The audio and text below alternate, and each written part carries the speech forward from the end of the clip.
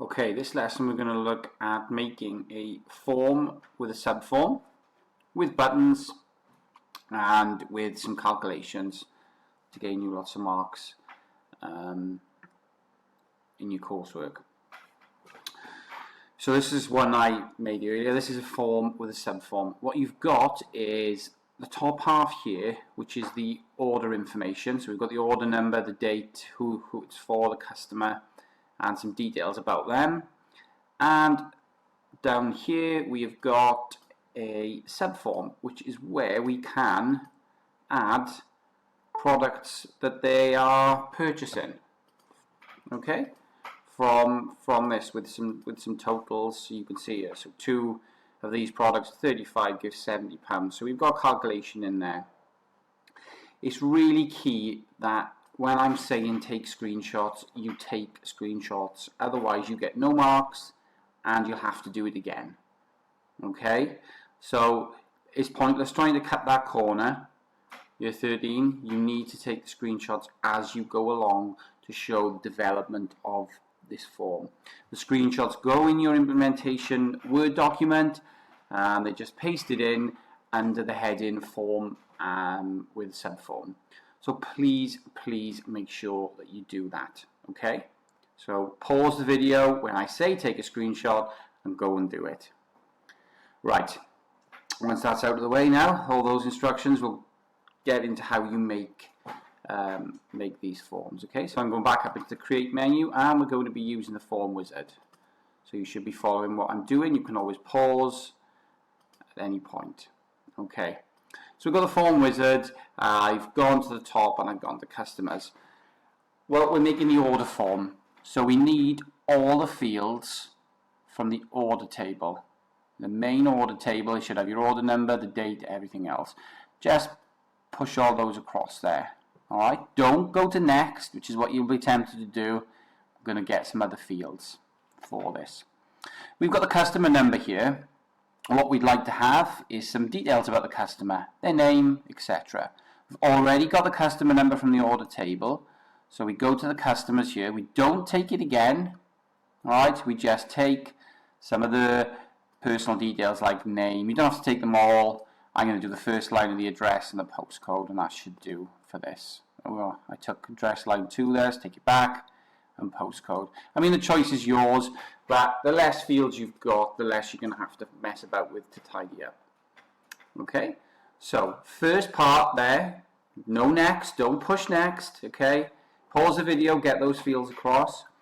Was all the fields from the order table, and not the customer number from here, some of the other fields from there. Okay, now we need the fields that go in this part here, the stock table and the order stock stuff. So I'm going to take all the fields for order stock, okay, all of them, and I also want some of the information about the product. I need the price, I need its name, its category, etc. So where is that? That is in the stock table and it's here. Don't take the stock ID from this table. We've already got it. If you do this, it won't work. Okay, you can't have it twice. I've already got it from the other table. So I'm going to take the name, the category, and the sale price. You take what you like basically from there, except the stock ID. Take a screenshot of this, please. Okay, right. So you should have paused and taken a screenshot, and we're back now. So the next thing then we do is we're going to go next. Now you should, if you've done it right, it will give you a form with a subform automatically. If you've taken the wrong fields in here, you need to cancel, delete your screenshots, watch what I've said and do it again. Okay? By orders means we've got the top half here and the bottom half there form with the subform. Take a screenshot. Okay, you should have paused the video. Welcome back. You've taken a screenshot. Go next. Data sheet is what you want here. That's the best layout for a subform. Pause, take a screenshot, come back. Okay, you should have had a screenshot of the last one. Go next. And you're going to give it a name. It's going to give it a name, same name as the tables, which is fine. Mine's saying orders 1 and orders stock subform 1 because I'd already made one to show you what it looked like. Okay, take a screenshot, come back, and push finish. and you'll have a form. What I want you to do is to take a screenshot of this form now. This is where it starts, before we start to make some changes to it. Okay, so take this screenshot and then come back.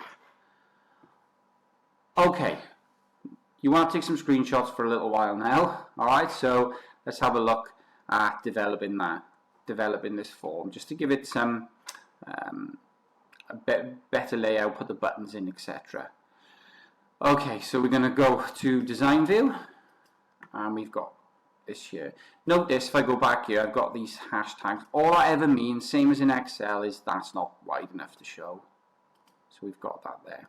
What I'm going to do is post up videos by other Access developers to show you how you can fine-tune forms to your own specification. So I'll post that up afterwards. Watch my video first, get everything you need, and then you can fine-tune afterwards. So let's go to design view, and let's start to perhaps manipulate some of this. So I'm going to move that around here. I don't like having the label for the subform, so I'm going to delete that. None of this stuff you have to. I mean, you can pop it by the side if that's what you prefer. Okay, mine was in the one I showed you next to it, but you can pop it by the side if you like. Lots of designers will do that, okay, for you here. So you've got this form. So using the form, you can flick through. There's the different orders in the system, and this other form here will do that. So order number 1 consists of all these products here. You can double click and make changes to the size of this. So I'll show you a couple of little things you can do to these to improve them. First thing is getting the buttons in. You should have a customer and stock form from the previous lesson. If you haven't, then you haven't been doing the work that I've set you. So you need to sort that out. Here's all the buttons I've got here. Remember, they're needed on every form. You can just grab them like this, copy, go back to this form, and you can paste them in. Okay, I'm going to move them over here for now. I probably would change the layout if I was using this and have them across the bottom there. I don't need to show you that really for the time being. So you can see in design view, the form, this subform doesn't look like a data sheet. It just changes into a data sheet when we do it. So if you want to change the top of those, then you can by changing the numbers. Never change this side. Those are the field names. Watch. Say I want stock ID to not have a space in it. If I do that, you will get a little warning, and you'll get hashtag name on there. So you can't change the field name, but you can.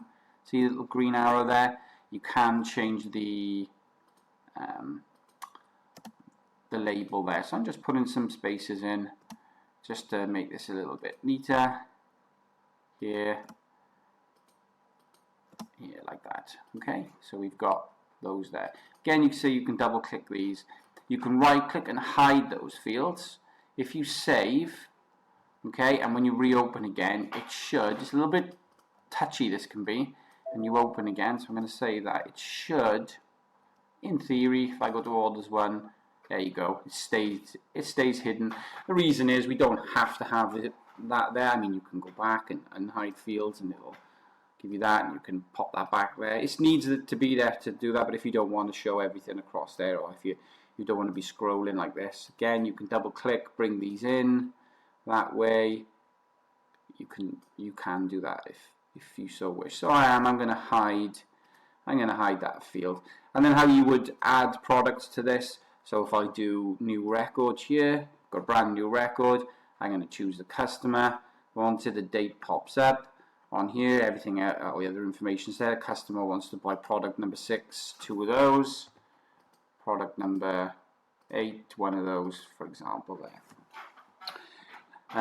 Other things, so in design view, you don't want it to be called orders 1. It always makes you do a save, so you can do order form. You can pop you should design it the same as you've designed all your other forms. You can use the house style that you want, all those things. Remember, like I said, you can I will pop some videos up, but from other people. I've got some suggestions on how you do these. You can make forms look better. One thing I don't want is the process field. I know I've taken it, but I'm going to delete that out from there. So on and so forth. What I'm going to do as well, tricks like this. I'm going to move that information out. I'm going to lump the personal details together just so they're separated out like that. And paid field and total field and so on, and I got the buttons in there. So now you've got this. You could take a screenshot at this point. We are going to develop this, but it'll show the differences between how it started and how it ended, and you've got a form with a subform. So this 10-minute video has shown you that. Any problems, delete, start again. Remember to take the screenshots as you go along. Pause the video as you go along. Do this step by step and you should have no issues. The only issue ever comes in when you're making this, when you're in the form wizard and you are not taking the right fields like I showed you. All the fields from orders, some of the fields from customers, never the same fields twice, okay? So for example, I've taken orders there, I've got the customer number, don't want it again from there. That's where those mistakes come. Okay, so good luck with this. The next video I'll show you how to do some calculations. Thank you for watching.